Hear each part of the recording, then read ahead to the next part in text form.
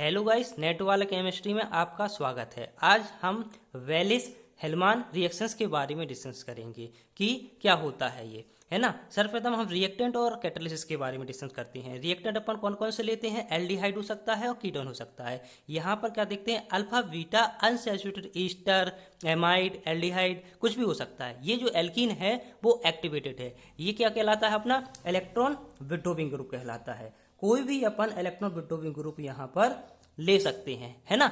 यहाँ पर क्या होता है? DABCO, इसको अपन डाप्को बोलते हैं। इसका जो नाम होता है वो 1,4, यहाँ से स्टार्ट करेंगे 1 2 3 4 1,4 डाई एजा बाईसाइक्लो 2,2,2 ऑक्टेन, इसका जो नाम होता है IUPAC नेम जो होता है वो ऐसे अपन डाप्को बोलते हैं। ये क्या कहलाता है? Act as a nucleophile, nucleophile की तरफ बिहेव करता है या बेसिक की तरह भी बिहेव कर सकता है। तो अपन ने सबसे पहले क्या देखा? वेलिस हेल्मान रिएक्शंस में एल्डिहाइड या कीटोन लेंगे, activated unsaturated alpha beta unsaturated Easter या एमाइड भी हो सकता है या साइनाइड भी हो सकता है। कोई भी यहाँ पर इलेक्ट्रॉन विड्रॉविंग ग्रुप हो सकता है। तो ये दोनों आपस में मिलकर और ये कैटालिसिस इसमें वर्क कर कर क्या करता है? इसका फॉर्मेशन कर देता है। आइए समझते हैं स्टेप बाय स्टेप इसकी मैकेनिज्म क्या होगी।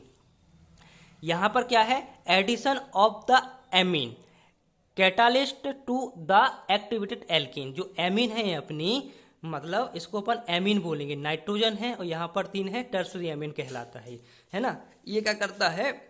एक्टिवेटेड एल्कीन के ऊपर अटैक करता है। यहाँ पर अपन ने मैकेनिज्म में समझेंगे। यहाँ पर ये क्या होता है? अपना एक्टिवेटेड एल्कीन है, अपन इसको क्या कर देते हैं? टर्सरी एमिनो परिवर्तित कर देते हैं। यहाँ पर क्या कर देते हैं? पूरा नहीं बना रहे हैं। ये क्या है? एन न्यूक्लियोफाइल की तरफ बिहेव करेगा। तो 3 यहाँ पर बॉन्ड बने हुए हैं नाइट्रोजन से। तो ये क्या करेगा? एक्टिवेटेड एल्कीन के ऊपर अटैक करेगा। इसने जैसे ही इसके ऊपर अटैक किया तो यहाँ पर ये क्या कर लेगा? बॉन्ड बना लेगा। यहाँ पर जो अपना ये बना हुआ है ये क्या है? एक एनोलेट है ना। एनोलेट है। अपन को पता है कि एल्डिहाइड या कीटोन मिल जाए और साथ में एनोलेट मिल जाए तो कौन सी रिएक्शंस होती है?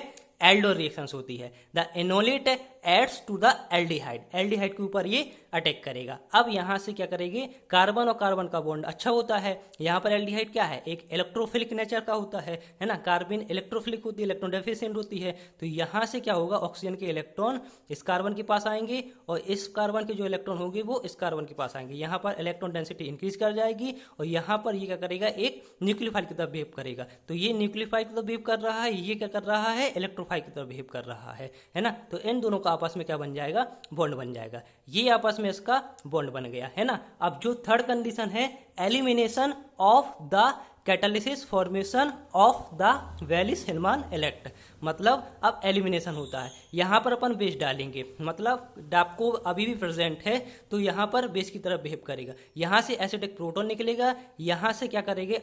NR3 पॉजिटिव को बाहर निकालेंगे, ये न्यूट्रल हो जाएगा, है ना।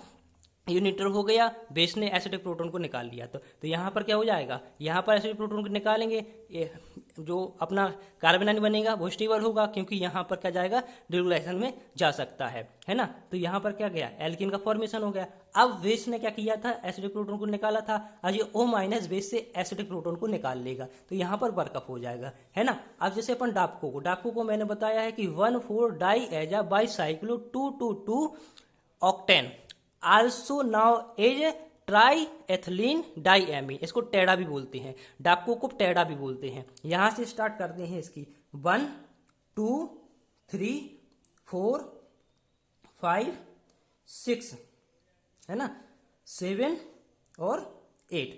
तो मतलब यहां पर क्या हो गया? 1 और 4 पर क्या है? नाइट्रोजन है। 1,4 डाई एजा, नाइट्रोजन को अपन एजा बोलते हैं। बाईसाइक्लिक है ना। और 2,2,2 octane also now is tri ethylene diamine, टेढ़ा। इस प्रकार से अपन वेलिस हेल्मान रिएक्शंस को डिस्कस करते हैं। Thank you, happy learning vice.